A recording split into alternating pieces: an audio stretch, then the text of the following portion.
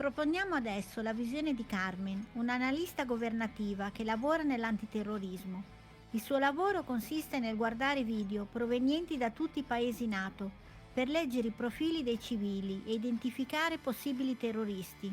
Sebastiano ha un disturbo istrionico di personalità, è piuttosto comune, comunque colpisce il 2% della popolazione. Gli istrionici sono altamente suggestionabili e mancano di senso di autodeterminazione, in quanto spesso agiscono in modo sottomesso per mantenere un'elevata tensione su di loro. Si veda per esempio quando Sebastiano ripete le parole dei giornalisti o si capisce perché non ha chiamato la polizia da solo, cioè si è fatto convincere dall'amica che, se ti ricordi, aveva mandato un messaggio sul telefono di Liliana e poi lui l'ha chiamata, poi lei lo ha raggiunto e insieme hanno chiamato la polizia e lo hanno convinto a farlo. Hanno scarsa autodeterminazione quindi. I pazienti e anche le persone che hanno un disturbo istrionico, che lo hanno da tempo ma non sanno comunque di averlo, si riconoscono perché debbono vivere sempre al centro dell'attenzione e diventano depressi quando non lo sono, quindi possono essere un minuto contenti e un minuto invece possono essere tristi. Ecco perché questa è la motivazione per la quale ha questi comportamenti altalenanti, questa affettività smisurata per poi magari fare delle dichiarazioni come: "L'ho trovata bene quando era cadavere". Questo è una problematica, questi slanci, sono tipici degli istrionici. Sono infatti si definiscono drammatici, ammaliano le persone quando si sentono al centro della situazione. Si veda per esempio quel video che hai postato bellissimo, dove lui dice a sua moglie: "Voglio vivere così", ma lei proprio non se lo filava in quel momento, ma lui era proprio nel momento, più bello dell'istrionico che poteva avere. La manifestazione delle loro, emozioni è del tutto superficiale. Quello che ti dicevo io, prima si accendono e si spengono rapidamente e quando si accendono lo fanno sempre in modo esagerato, appunto con questi slanci molto particolari e straordinari. Esprimono le loro opinioni molto drammaticamente e, soprattutto con pochi dettagli e con poche evidenze perché, non ne sentono il bisogno. Pertanto quando esprimono qualche cosa, come quando lui appunto parlava della borsa, non è che lui ha, parlato dei dettagli o ha fatto in modo che noi capissimo di più rispetto a quello che era, l'informazione della borsa. Pertanto rimangono molto superficiali nel comunicare le informazioni.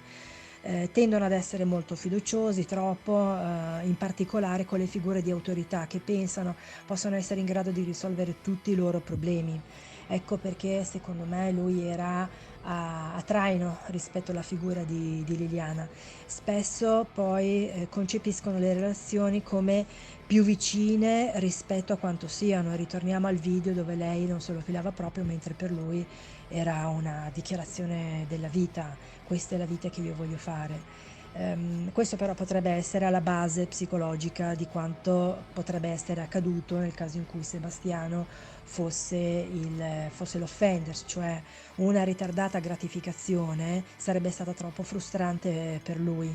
Perché l'istrionico, quando compie delle azioni, sono tutte motivate dall'ottenere una soddisfazione immediata. Pertanto, se Liliana il giorno prima o la mattina stessa quando lei è scomparsa, gli ha detto che lei voleva andarsene o prendersi del tempo, lui, potrebbe aver reagito, non con un raptus, ma, potrebbe aver reagito molto male in quel momento e quindi potrebbe aver studiato un metodo per, mhmm, riportare all'ordine Liliana, quindi potrebbe aver fatto, qualsiasi altra cosa, questo sicuramente.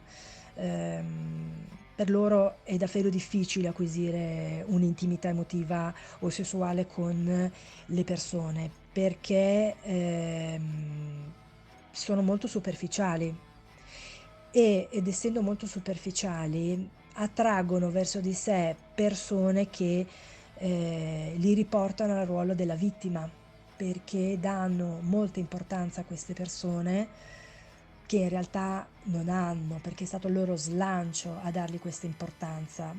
E questo potrebbe aver trasformato Sebastiano in una vittima psicologica, tanto che la frustrazione di quanto potrebbe avergli detto Liliana potrebbe averlo fatto agire in modo davvero spiacevole e quindi potrebbe avere controvertito quanto Liliana, insomma, gli stava dicendo in una modalità sicuramente molto tranquilla ed equilibrata, perché mi sembra che Liliana fosse comunque una persona estremamente equilibrata. Quindi se Liliana lo aveva informato che stava per lasciarla, non è da escludere un piano organizzato per controvertire tutta questa cosa. La posizione fetale di Liliana comprova l'affettività con il suo carnefice, questo non è da, non è da scordare. E l'altra cosa che riguarda sicuramente Sebastiano è la cosiddetta home base, cioè l'analisi criminale della geolocalizzazione di Liliana. L'home base dimostra che l'interazione tra l'individuo e l'ambiente definisce il comportamento e di conseguenza la condotta criminale, e questa è da ritenersi collegata alla persona e allo spazio geografico che questa persona frequenta. Quindi la maggior parte, e questa è una statistica più che una verità, però è una statistica, praticamente gli offenders utilizzano spazi geolocalizzati vicino all'home base, quindi dove loro hanno la casa, dove hanno la residenza, e utilizzano spazi che conoscono molto bene. Quindi Sebastiano c'è anche in questo termine, perché chiaramente era non solamente vicino a casa, ma conosceva molto bene quel bosco. Quindi anche in questo si dimostra reo, però attenderemo sicuramente quanto ci diranno gli inquirenti. Mancano moltissimi termini. Il profilo di Claudio invece è totalmente differente, ha una provenienza militare, viene identificato come un profilo di controller di serie 2, ciò significa che è un profilo normativo che ama tenere sotto controllo i profili emotivi. È una persona che è stato all'interno per molti anni nelle dinamiche di Kerman. Questo potrebbe essere avvenuto con la sua famiglia di origine o con il suo partner, cioè è stata all'interno di dinamiche che lo hanno portato ad essere carnefice, salvatore e vittima, e anche il partner o i suoi genitori sono stati così, in modo da interfacciarsi più volte alla bisogna, cioè se in quel momento lui era carnefice rendeva sua moglie vittima, e se sua moglie invece era carnefice lui diventava vittima. Queste dinamiche sono le dinamiche che sono alla base delle violenze domestiche, ma che possono essere anche violenza semplicemente verbale come gaslighting. Ha una leadership più ampia rispetto a Sebastiano, può sicuramente aver organizzato un delitto, è abbastanza freddo e calcolatore, controlla perfettamente il sistema limbico, cioè sa contenere le emozioni. A differenza di Sebastiano non ha mai rossori in volto quando parla, o non ha tremolie, e tutto il microfacciale è di persona molto sicura di sé. Ciò che mi colpisce di Claudia è la narrazione omicidiaria, cioè è coincidente in due punti. Il primo, quando ha suggerito che la zona di ritrovamento era quel bosco, e il secondo, quando durante un'intervista ha detto che Liliana non c'era più perché era cadavere ed era stata buttata come spazzatura. Questo qua negli States è come sono due indizi praticamente, e poteva essere sicuramente incriminato. Qua chiaramente la polizia è differente, quindi si stanno raccogliendo delle informazioni su Claudio Sterpin, ma nessuno è stato indagato per il momento. Nell'analisi semantica del volto, Claudio appare, come ti dicevo, sicuro di sé, ma, anche con una grande capacità manipolatoria. Le microespressioni del volto nella parte alta suggeriscono livore e vendetta e questo si ripete nella maggior parte delle interviste che sono riuscita a vedere di lui, ce ne sono di meno rispetto a Sebastiano. È normale per Claudio abbreviare parole, quindi non c'è un grande sottorifugio che ha fatto. Se andate sui social si vede sul suo profilo che abbrevia "vi voglio bene" o altre cose con i suoi amici, e se andate indietro a ritroso anche di un anno vedete che comunque ama abbreviare le parole, quindi non era tanto un codice segreto, era normale per lui. Credo che lo abbia insegnato proprio per la sua manipolazione, a Liliana.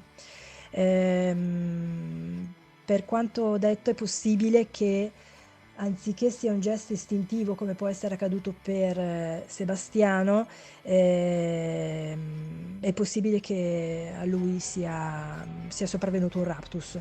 Cioè, nel caso che fosse stato lui, è possibile che sia sopravvenuto un raptus, poiché potrebbe non aver elaborato il lutto della moglie l'anno scorso, che a quanto pare, se vedete sui social, lo ha colpito particolarmente, ed è possibile che abbia voluto "salvare", tra virgolette, Liliana dall'amarezza della vita, e quindi con uno stato copionale negativo si è lanciato in questo delitto con un raptus. È possibile, è possibile. Ehm, In tutti i casi credo che il, l'offenders che ha colpito Lilly è nella cerchia sociale di Lilly, e che Lilly conosceva molto bene questa persona.